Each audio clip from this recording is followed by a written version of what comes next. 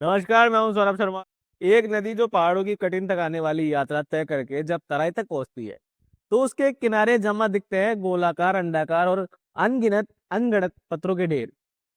इन्हीं पत्थरों के बीच एक एक दिन दूसरी बड़ी नदी से बहकर एक नया पत्थर आता है, नया, चमकदार, तेज धार वाला। और यहीं से शुरू होता है संघर्ष, पहचान का संघर्ष और वर्चस्व की लड़ाई। एक तरफ नदी का बड़ा पुराना मजबूत पत्थर जो अपनी जगह, अपनी पकड़ और अपना वजूद जमाए बैठा है, तो दूसरी तरफ नया आया पत्थर जो नदी में मुश्किल सफर तय करेगा, अपनी नई पहचान बनाने निकला है। दोनों के बीच होने लगते हैं मतभेद, टकराव और ठहराव।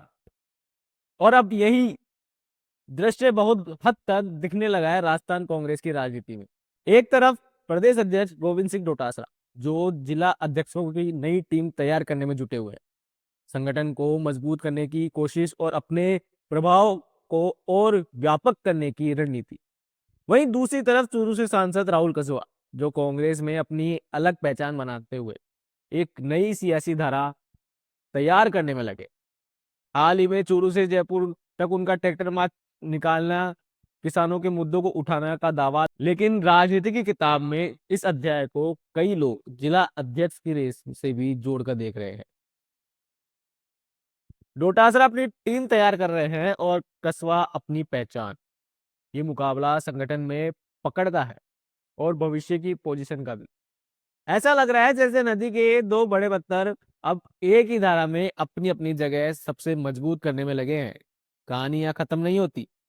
इस धारा के साथ जुड़ता है अंता उपचुनाव का मोड़, जहां कांग्रेस की जीत के बाद डोटासरा ने खुलकर स्वागत किया अशोक चांदना का, लेकिन सचिन पायलट को मन से दूर रखा और फिर पार्टी आला कमान के सामने अंता की जीत को अपनी राजनीतिक उपलब्धि की तरह दर्ज कराया।